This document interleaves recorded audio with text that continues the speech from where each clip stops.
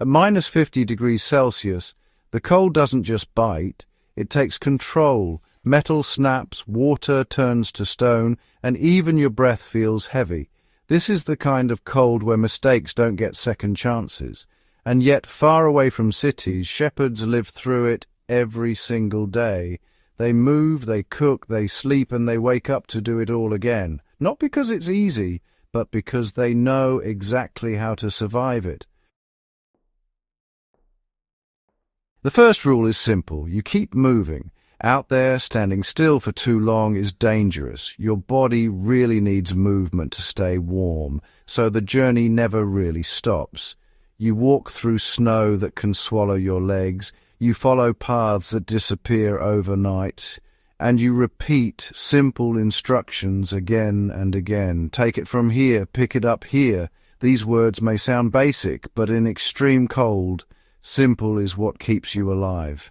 Your mind slows down in freezing temperatures. Clear, repeated actions help you stay focused. When it's time to stop, you don't just set up camp anywhere. You choose your spot carefully. Wind is the real enemy. It cuts through everything. So you find a place where the land blocks it, even a little. Then the tent goes up. It may not look like much, but it's enough if you use it right. Inside the tent, space is kept small. That's important. A smaller space holds heat better. Snow is packed around the edges to seal out the cold air. Every gap is covered, every opening is watched.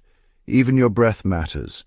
Too much trapped air turns into frost inside the tent. Too much fresh air lets the heat escape, so you adjust constantly, finding the balance that keeps you warm without letting the cold take over. But the real heart of survival is fire. Fire is not a luxury here, it is life. Without it, nothing works. You can't melt water, you can't cook food, you can't warm your hands or your body, so making a fire becomes one of the most important skills you have. You gather whatever you can burn, wood, dry pieces, anything that will catch. Fuel is limited so you don't waste it. The fire is kept steady, not too big, not too small. A big fire burns out quickly and wastes resources. A small, steady fire keeps going longer and does the job. It gives just enough heat to survive. Cooking happens right there over that fire. The food is simple, but it does what it needs to do. You eat to stay alive, not for comfort. Warm meals matter more than anything. Soup, broth, and anything hot helps your body fight the cold from the inside. Adding stock to boiling water turns it into something powerful. It gives strength. It warms you faster than dry food ever could. Water itself is never taken for granted.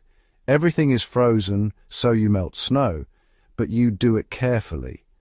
Eating snow directly can lower your body temperature, which is dangerous.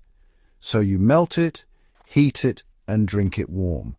Every step is done with purpose. After eating, there's a short moment of relief. Tea is shared, hands are held close to the fire. For a little while, things feel almost normal, but outside, the cold is always waiting. It never leaves. Sleeping in this environment is one of the hardest parts. You don't just lie down and rest. You prepare for it. Your clothing stays on. Layers are your shield. The ground is cold, so you insulate yourself from it as much as possible. Even a small barrier makes a difference. You sleep close together if you're not alone. Body heat is shared. It's honestly one of the oldest survival tricks there is. The fire is either kept low or prepared to be restarted quickly. You never let it go completely without a plan. Sleep is light. You wake up often. You check the fire. You check the cold. You make sure everything is still working. because in this kind of temperature, things can change fast. Through all of this, no one survives alone. Every person has a role. One gathers fuel, another prepares food, another checks the camp. You remind each other what to do. You help each other stay alert. Even simple questions matter. Are you awake? Are you okay? These small checks can save a life. There are moments of silence too, moments where you hear the wind or the distant sound of something moving. Sometimes you hear someone struggling, maybe even crying. And in those moments, something deeper keeps you going. Faith, belief, or just the will to endure. You hold on to it because out here, you need more than just skill. The land itself is both beautiful and dangerous. Snow stretches endlessly. Water, when you find it, is clear and pure. The mountains stand still, watching everything. It's a quiet world, but not a safe one. In the end, surviving minus 50 degrees Celsius is not about strength alone. It's about doing the small things right, over and over again. Walking, setting camp, making fire, cooking, sleeping, waking up. No shortcuts, no mistakes. Just a steady rhythm that keeps you alive in a place where everything else freezes.